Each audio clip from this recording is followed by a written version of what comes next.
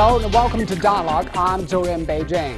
After stopovers in Laos and Cambodia, U.S. Secretary of State John Kerry is wrapping up his Asian tour in Beijing. Following the DPRK's fresh nuclear test earlier this month, Mr. Kerry is set to talk about denuclearization of the Korean Peninsula here in Beijing. Well, between the pose of further words and military actions, will tougher sanctions work? Is it time for the U.S. to rethink its preconditions for restarting the Sixparty talks? And will the U.S. compete with China in this part of the world? We'll talk about these in this edition of Dialogue. But first, let's take a look at this. U.S. Secretary of State John Kerry has wrapped up his 8-day around Asia diplomatic mission in Beijing by meeting his Chinese counterpart, Foreign Minister Wang Yi. Many see Kerry's 2-day visit in China as improving strategic trust between Beijing and Washington. Kerry expressed appreciation for China's cooperation, particularly in issues of countering extremism, climate change, and Iran's nuclear program.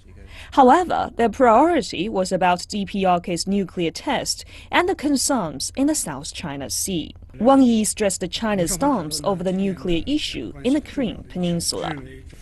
The goal is to have peace and stability on the peninsula, and to do that, we must press ahead with denuclearization. Otherwise, there can be no tranquility on the peninsula or in our region. And to achieve denuclearization, we have to take the path of negotiation and consultation. Sanctions are not an end in themselves. The key is to really resolve the issue. The goal is to take the nuclear issue on the Korean Peninsula back to the track of negotiation. Pyongyang has since conducted 4 nuclear tests. The latest was early this month. All these sparked worries about the country's progress in its bomb program. Wang Yi said that he hoped Kerry's visit would allow the two countries to deepen their mutual trust and cooperation, as well as dissolve any strategic misgivings. Both sides agreed the UN Security Council needs to take further action and pass a new resolution. Let me emphasize that the United States and China are determined to cooperate where we can and to deal with differences constructively where they exist. That determination continues to drive our approach on issues.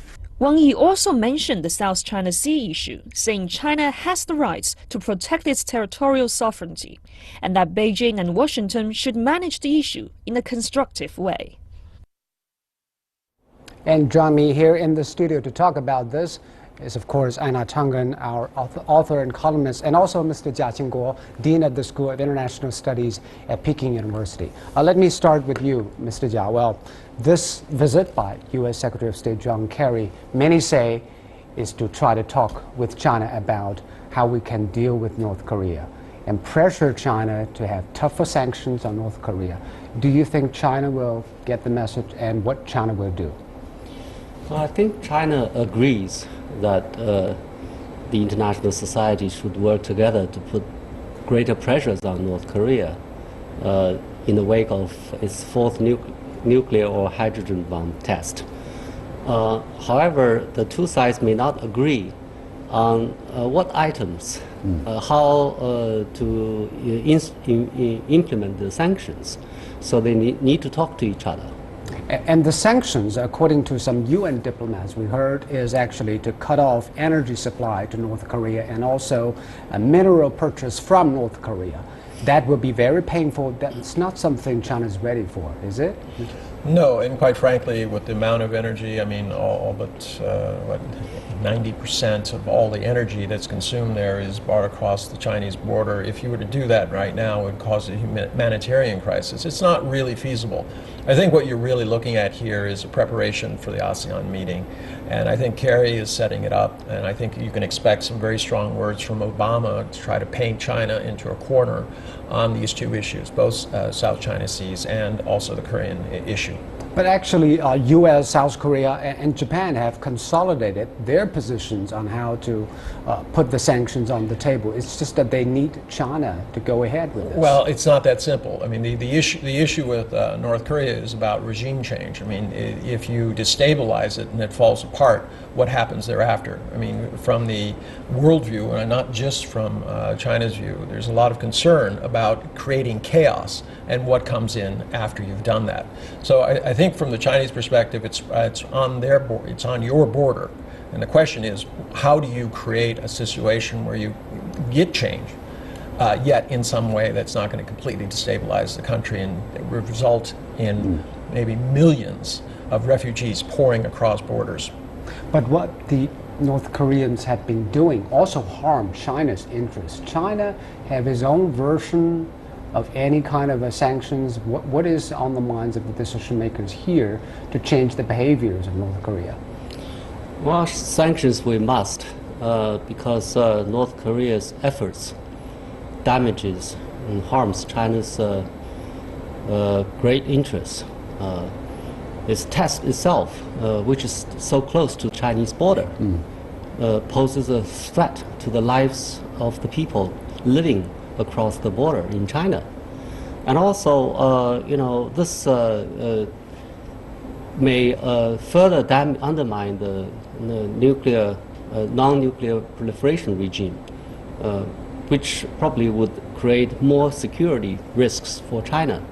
So there are other risks that this kind of test poses to China. So China must do something about this together with other countries. But the problem is what China is ready to do. What kind of a version that China is preparing? Well, we have a dilemma here, as just talked about. We need to balance between stability and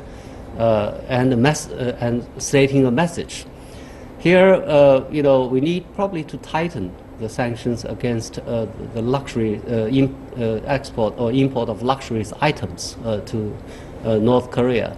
This probably involves, greater, inspection of the diplomats carrying such kind of items. North Korean diplomats, I'm talking about, from different parts of the world into North Korea. And also, it may involve in, reduction of imports on the part of China of coal, which we produce in abundance and which we are actually a lot of coal mines in China are closing because of the oversupply. And we are buying a lot of coal from North Korea. Probably this can be cut too. So there are different things that we can identify that we can do something so that we send a message to North Korea that this is not the way to go. And do you think these measures are strong enough to send a message to our northern neighbor that we are not tolerate another nuclear test? Well, I don't know exactly what's going to be on the table, so I don't know if it's strong enough. But there is some feeling that in the U.S. side that this is really China's problems, and this is what I don't understand. But Kerry coming here and saying, "Oh yeah, this is a big problem," actually, it's a massive problem for China. And I would emphasize this: if this fails and North Korea does go nuclear, it would be only a matter of small time before Japan, South Korea, and then a full-scale nuclear arms race across Southeast Asia. Already, we have seen some signals because the U.S. has been trying to install its anti-ballistic missile in South Korea, which South Koreans have resisted to for a long time. But this time, South Korea is considering installing such and thing. That could be a prelude to arms race. And this is really what is going. Now, in terms of the luxury items, I mean, most people don't realize that such an impoverished country is one of the big importers of champagne and high-end cognacs and drinks and things like this. So it's kind of an odd thing. Obviously, those things could go away, but I don't necessarily know that it will change things. Right now, the issue is the Young Kim changing anything internally? There's been whispers that he is trying to replace the military first policy with an economic forward policy. Whether or not this will actually happen, Obviously, China is going to be pressing hard on this, but it's a very, very unstable situation there because of the inherited. So China is leadership. feeling the pressure from the U.S. and South Korea and Japan. If you don't do anything or your actions are not strong enough, we got to consolidate our military alliance. We got to install anti-ballistic missiles and more military drills to pressure you to do. That will become an arms race in this part of the world. Well, I think China is feeling the pressure not from the outside, or not only from the outside, but also from inside. It's our interest to stop North Korea, to send a clear message to North Korean government that this is not the way to go. But of course, whether the sanctions can be effective or not, that's a different issue. Okay? If it's not effective, you're not going to impose any sanctions. That's not the case, right? You have to send a message, and you have to tell them that this is we don't feel happy about it, Otherwise, our interests are undermined. Yeah, but I don't think there's any question that Beijing is unhappy about the situation. I mean, that was quite clear in all the response when that the alleged hydrogen bomb or whatever it was exploded. There was a very quick reaction from the Chinese side, saying that they didn't go along with this. What is the question then? What is the question? The question here is, why is Kerry posturing at this point ahead of the ASEAN meeting? Why is he bringing up this issue in South China Seas at the same time? And I think the issue is that I think Obama is trying to get back on track with this pivot to Asia. And that's really what I think here. I mean, everything we're talking about, everyone agrees. The situation. The U.S. is fully aware that this is a big major headache for China and that China has to react in some way. But pushing China and saying you should do more what? But China said this problem is not created by China. It is more a U.S. creation rather than China. Well, I would disagree with that. It's not, yes, we've put a lot of pressure on North Korea, but he's not exactly the poster child for good governance. And there's a lot of questions about what has been going on in North Korea. So from our perspective, he doesn't fit this kind of American exceptionalism view of a move towards democracy and free markets. And also the effectiveness of the sanctions, Mr. Jia Jingguo just mentioned. Do you think sanctions can really work to change the behaviors of North Korean leaders? Because sanctions didn't work in Iran, in Vietnam, in Cuba, in Iraq. How can sanctions work for North Korea? Well, it's the danger is that more sanctions could, in fact, destabilize the government completely, and then you have chaos within there. And that I agree with is a legitimate concern by China.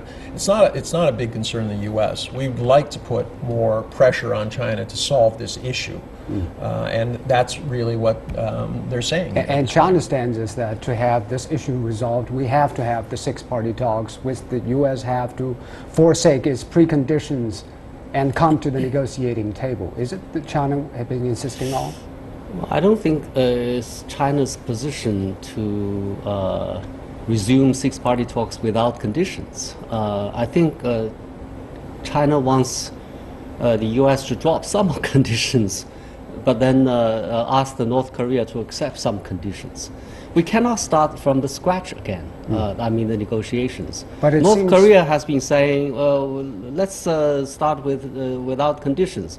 But it has been saying this several times, and every time reached some kind of a agreement with other countries, and then it suspended them, and then asked to start again, round. And so that it gained more time to develop nuclear weapons. This is not going to be tolerated.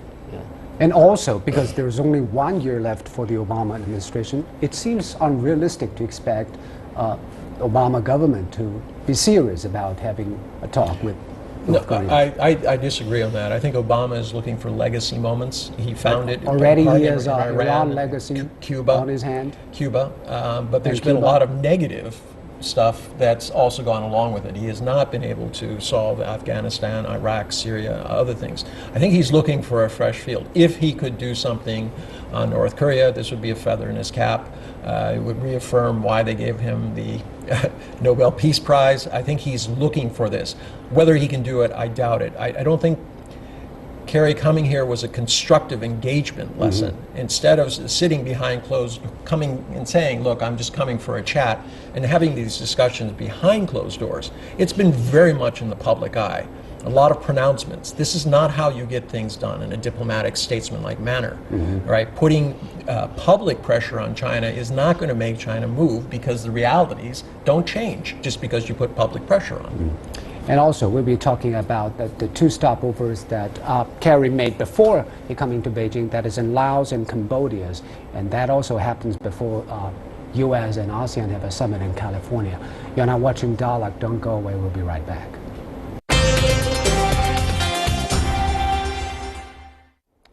And before arriving in China, Kerry made stopovers in Laos and Cambodia, two countries that have enjoyed friendly relations with China. What is Kerry trying to do in those two countries, Mr. Jiang?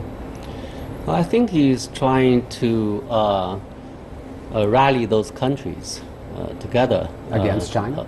Not necessarily against China, but then to stand up on issues that related to what the U.S. alleged to be, the law of the high seas. In other words, freedom of navigation, and also probably he would put pressure on Southeast Asian countries to work together to develop some kind of norms in consultation with China on how code of conduct in the South China Sea, so as to stabilize the place. You agree? No, I don't agree. I mean, clearly this is a gambit. The fact that it was done in public, I think, is a real message here, and that it's before the ASEAN summit in California.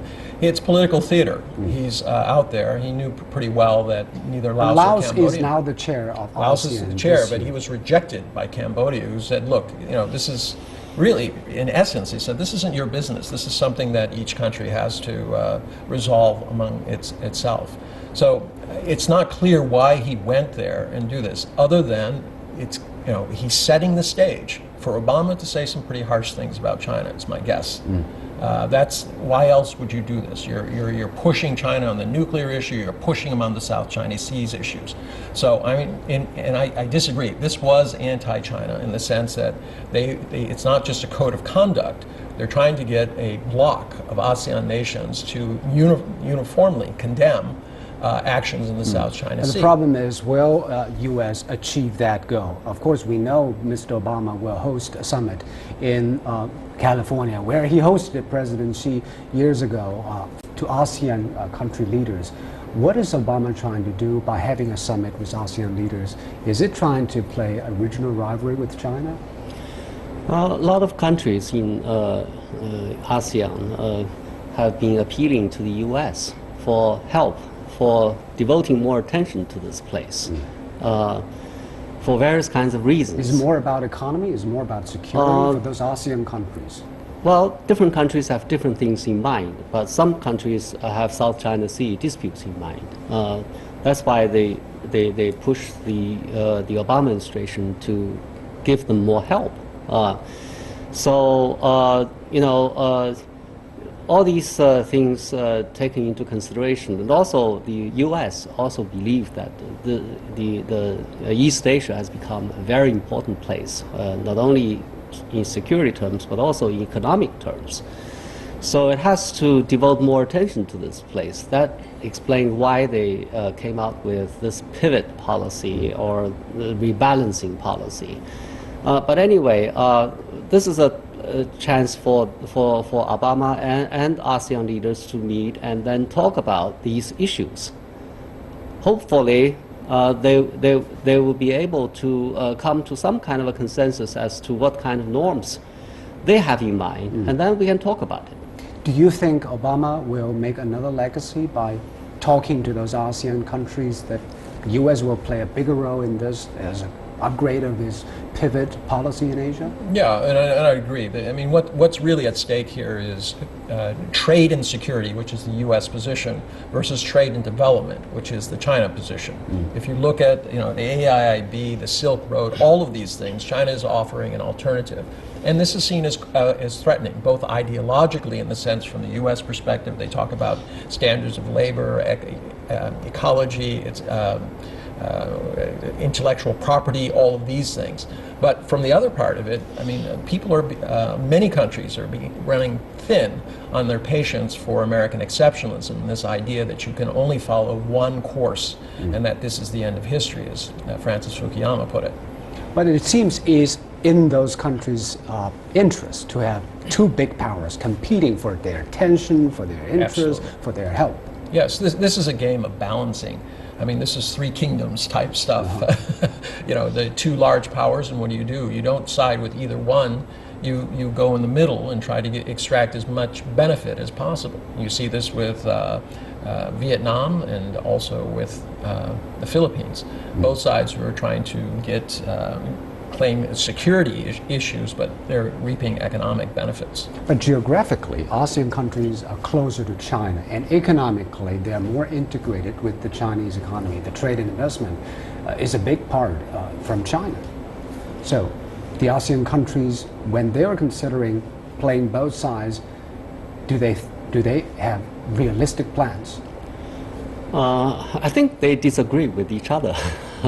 But then, of course, they all for some kind of a unity, some kind of one voice, some kind of harmony as ASEAN as a whole. But as far as China and U.S. is concerned, I think the ASEAN countries, most of them want to balance between China and the U.S. Okay? They want to develop closer economic ties with China, and also want to develop a good relationship with China. But at the same time, they want to keep the U.S. in the region, so that in their eyes, if China becomes threatening, then the U.S. can be called on to balance China. And of course, they also want to benefit from being more integrated with China. So they are playing a sort of very delicate balancing act. One of the strategy I think the U.S. has been considering is to rally those ASEAN countries against China in the South China Sea disputes. But the ASEAN countries can't agree on this issue. There's only Vietnam and the Philippines are more proactive on this. Can U.S. persuade more ASEAN countries to join their club in this front? Well, I think the U.S. certainly has some influence over these countries, but ultimately it's these countries themselves to decide whether they would accept the U.S. pressure or not. Some countries may be more than willing to accept the U.S. pressure. Some others may be very reluctant. Countries like Cambodia, maybe even Laos, may have greater reservations because they have their own considerations about their relationship with China. Okay? They don't want to be used by the U.S. As a pawn against China. So their attitudes have been very ambivalent. Ambivalence, because those ASEAN countries, I presume they have some concerns about the growing might of China's economy and military. So that's why they want to bring America in this part of the world to balance it out. Yeah, absolutely, and it's smart in that regard, but you have to be very careful how you create that balance, because you don't want any armed conflict pushing things up. I mean, all of these countries, Southeast Asia has become the amount of arms being bought on a yearly basis is skyrocketing, all right, because of these concerns about them. Now, these countries are all in positions where they need to be investing more in butter than in guns. With economies that are on the downslide, with world economies falling short, a stronger dollar, it doesn't make sense to be buying rockets. It's not a question that China is going to invade historically. That's never been an issue. It's not a question of the U.S. Trying to go back to a kind of colonial power thing. So really the issue is here is how are they going to see clearly beyond this kind of security issue and say, look, we want a code of conduct. And I think they do, independent of the U.S. This is not all pressure. There needs to be some things. A lot of this goes back to UNCLOS, the UN Law of the Seas that was passed. Yes, it created solutions in some parts of the world, but it created massive problems. The South China Sea issues would not be where it is today except for UNCLOS. And also about the economic side, it seems that the U.S. tried to play a more active role in Asia Pacific to bring economic integration on the agenda. Will this time the TPP and also bring ASEAN countries together boost that process of America being more integrated with Asian economy? Well, TPP is an interesting thing. I mean, in one sense, if you really took very practical measurements of what we're talking about, I don't think Vietnam would necessarily qualify for TPP, and they've given it a kind of special status. But already it is part of it. It's part of it, but this looks like hypocrisy to a large extent. Obviously, Vietnam is about 10 years behind China in almost all safety, environmental, intellectual property, across the board, corruption, etc. So why they were included in TPP, it makes it look like a very bare-handed attempt to encircle China. So it makes more geopolitical sense than economic sense. It doesn't make any economic sense, nor does it make ideological sense.